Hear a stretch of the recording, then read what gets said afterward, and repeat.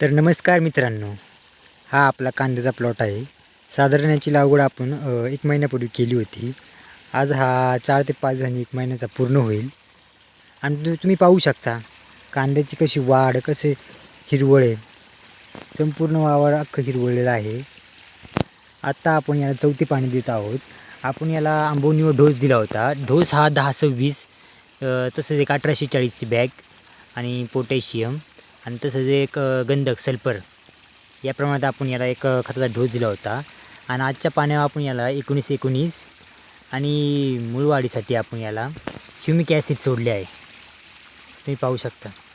त्यात तसंच आपण मॅग्नेशियम मिक्स केले आहे, जेणेकरून आपली पात ही हिरवीगार राहावी यासाठी. तुम्ही पाहू शकता.